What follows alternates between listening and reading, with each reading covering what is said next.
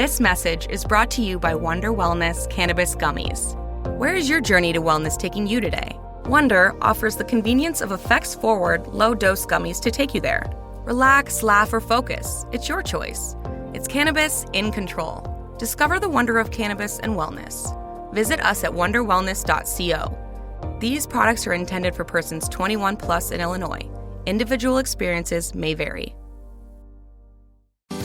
Everyone's got a story. Everyone's got a story. This is a great story. Ken Noddy McCauley. Now, a lot of people might remember Ken as a great footballer and a great cricketer, but it's in the later part of his life where you probably don't know his story, and that's why we're having a chat with him today. But I'm delighted to say he's in the studio. Hello, mate.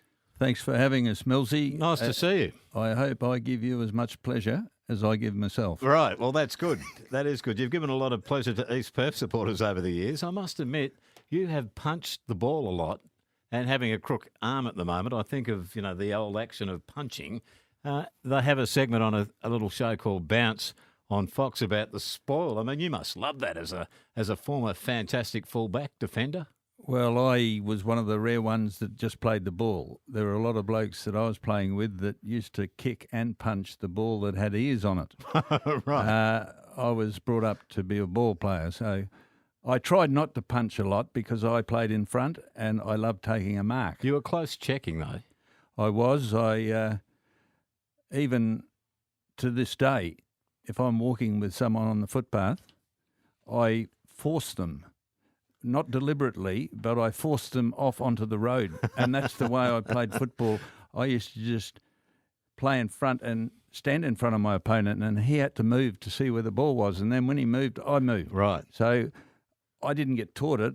I was just, as my wife would say, a very annoying I was going to say, player. It would have been hopeless if you were married to the Queen.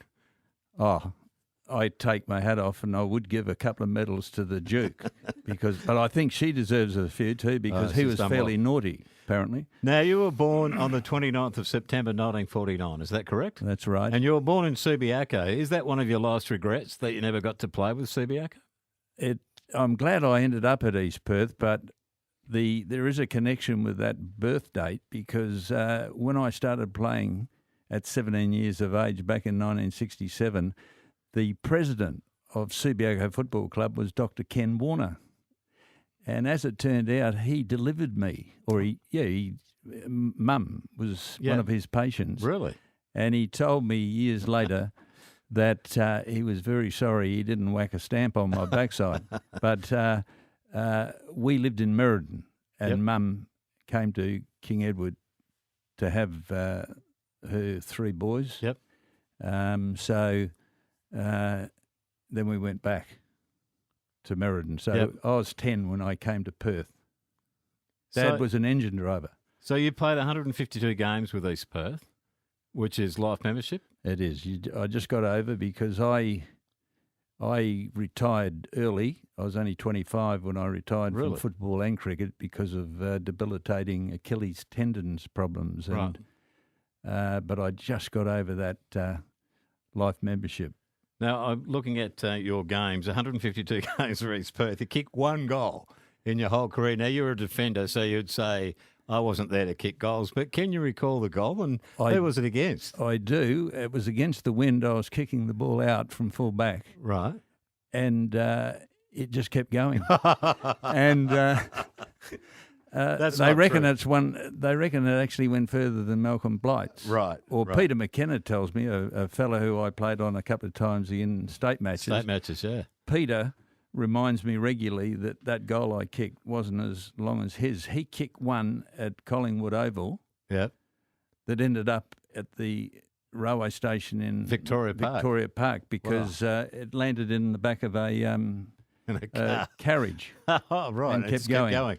But I did kick 1 goal, and that was against Claremont. It rolled through. I got cramp and was moved to the half-forward flank. But I always said to people, and Mal Brown and the coaches, and that a goal saved is more important than a goal kicked. Spoken like a true defender.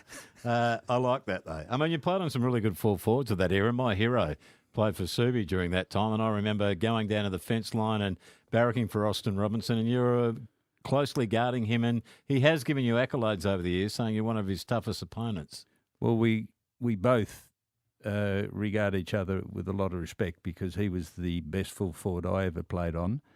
And I played one of my best games on Austin as an 18-year-old, and guess what he kicked?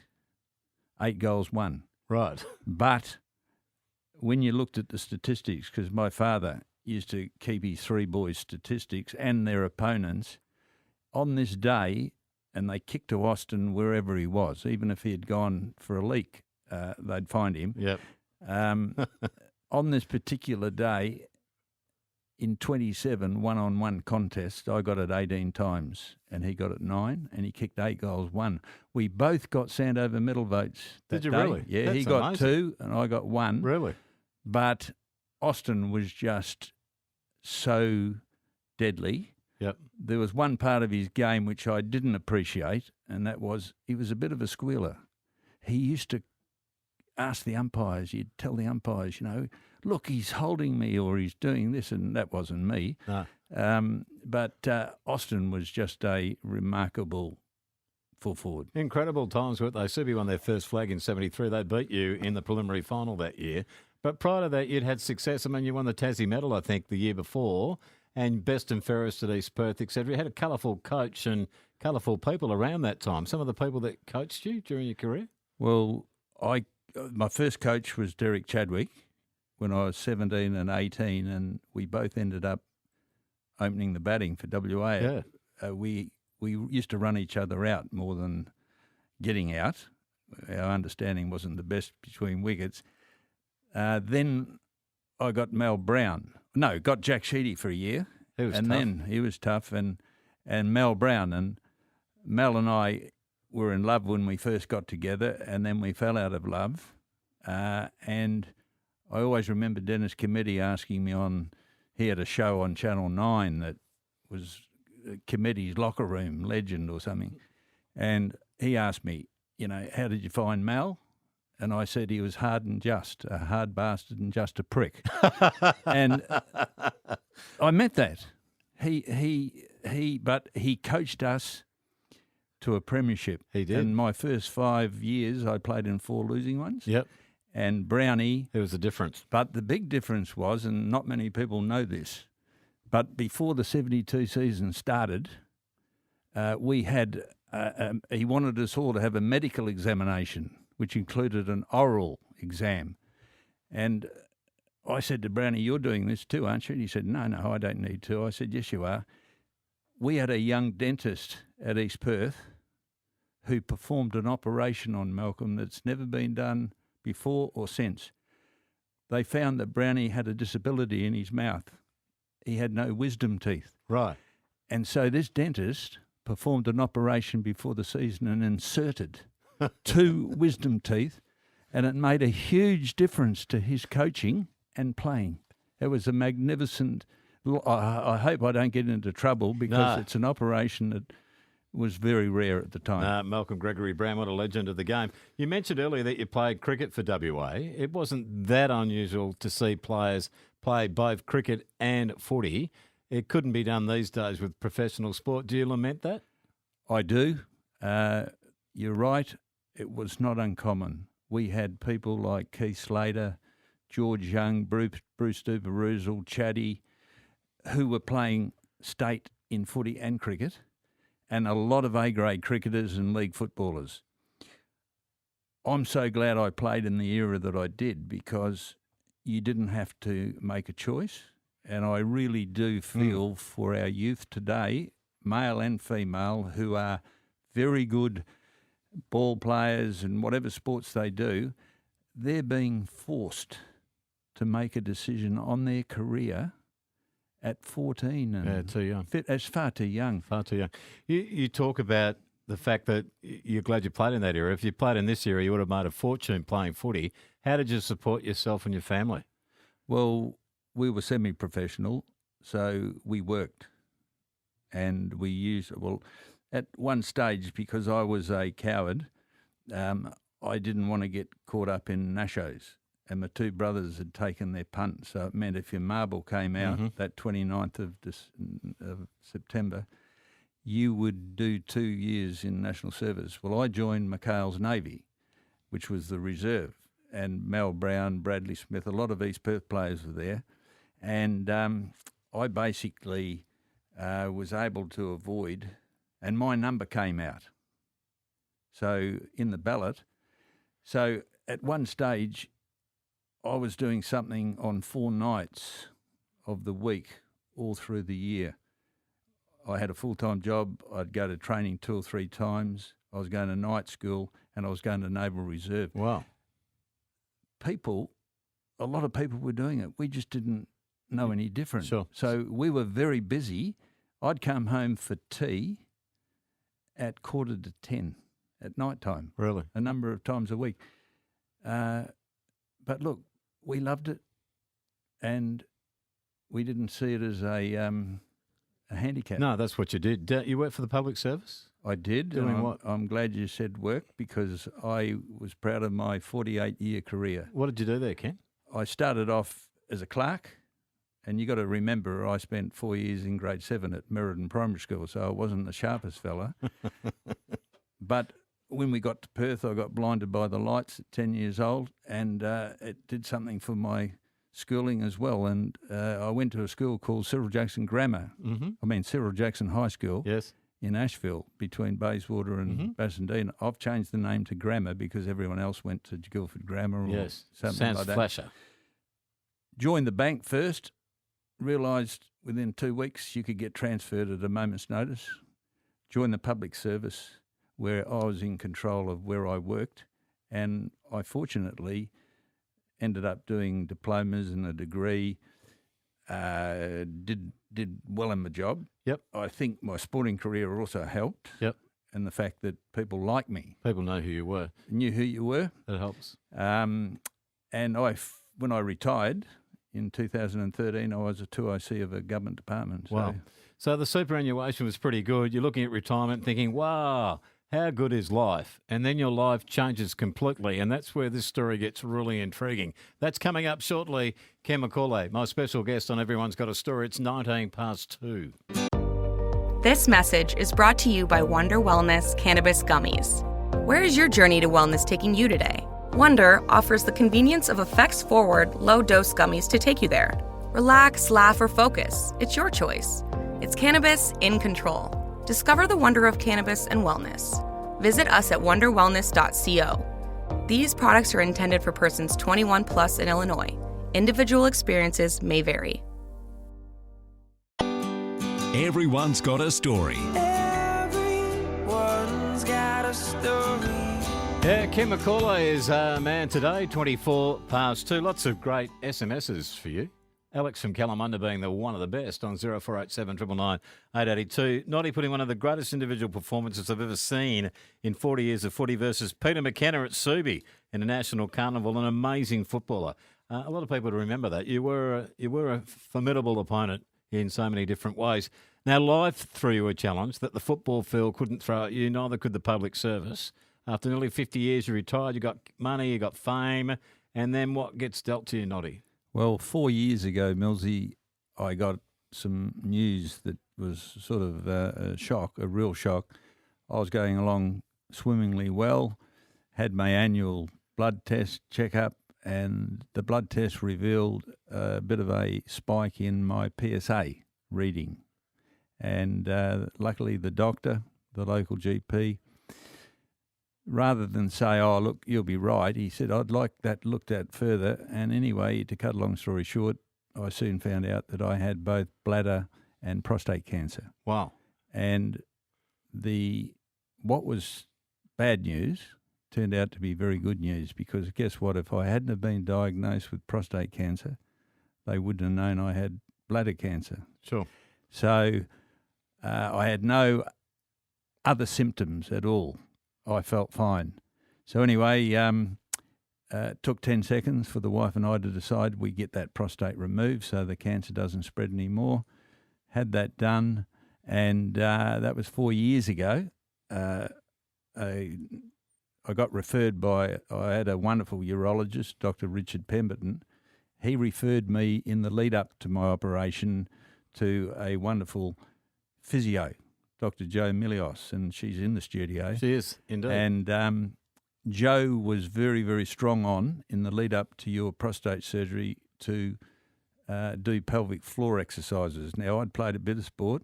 I didn't know I had a pelvic floor muscle, and I didn't know where it was. But fortunately, Jo told us where to find it. Sure. And we're talking about incontinence it could lead to with this type of things, the ailment that you're having. Was that an issue for you? Well, the two main byproducts of having your prostate removed are incontinence, and Willie Nelson mightn't be able to rise to the occasion. Right. They call it erectile dysfunction. Right. But I'll only concentrate on the incontinence because of the fact that I did religiously do these exercises before for about 2.5 months. Once I had my operation, I was only inconvenienced short term with incontinence, where you don't have any control over your bladder, for about 4 to 6 weeks after the operation. Right. I dodged a bullet, and I thank Jo for that. Sure. I know blokes that haven't, and they have to live with it every day of their life until they die. And some have lived with it for a long time. Jo, I'll bring you in here. Dr. Jo Milios, nice to see you. Thanks for having me. Now, tell us a little bit about what actually happens with people that are incontinent, and what's the drama, particularly with blokes? Well, the drama for blokes is that just about everybody who's got prostate surgery is going to end up being incontinent. And we say 98% of fellas will have that problem. But not only that, across the lifespan for males, 1 in 9 men will experience either bladder or bowel continence issues. And historically, this is nowhere to put their continence pad. So they've actually refrained from wanting to participate socially. And just this morning, we've had the great opportunity to have the installation of bins for the first time in any stadium at the WACA here in Western Australia. So it's a really big move at the moment to try and help guys deal with the byproduct of these incontinence issues by having bins, hygiene bins installed in male toilets. So hygiene bins have been around for years for women, but blokes would be surprised that there'd be a hygiene bin in. What kind of percentage of the population would be confronted with, particularly in Noddy's age group? Well, particularly in Oddies, we know 1.34 million males across Australia at the moment. So that's 1 in 9 men of all ages. And then 1 in 6 men get prostate cancer. And then 1 in 2 men have prostate enlargement and potentially incontinence issues with those. So we're talking about, 40% of the population of Noddy's age group particularly. Yeah. That's huge. So Dr. Jo Milios, what's the way forward here? Do we need it extended into places like Optus and theatres and offices?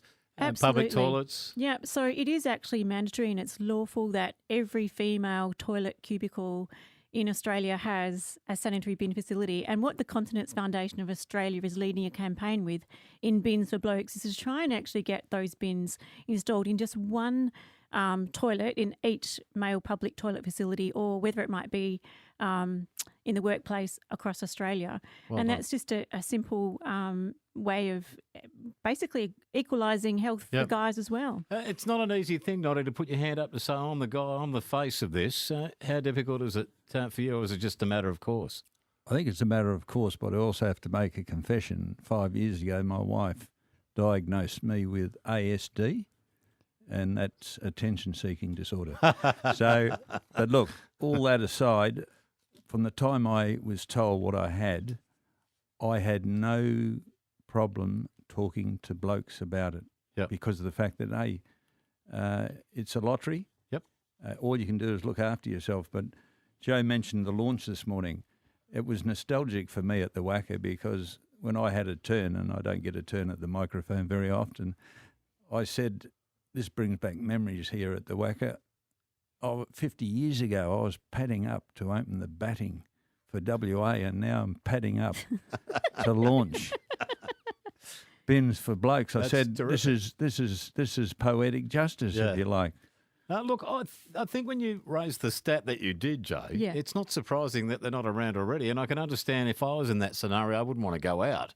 So that's not right. We want people to go out and live a normal Absolutely. life. Yeah, It's because like- you could live for 30 years after this. Oh, absolutely. And we expect guys to have a normal lifespan afterwards with all the advancement in treatments, but it's the quality of life that guys want to live with, not just to have an extended life. But, 50% of guys with this problem do refrain from going out to public places, and it leads to depression and impacts on relationships. Yeah. Well, thank you for coming in today. And well done to the Whacker Bins for Blokes if you want to look it up. And Noddy, any regrets in your life?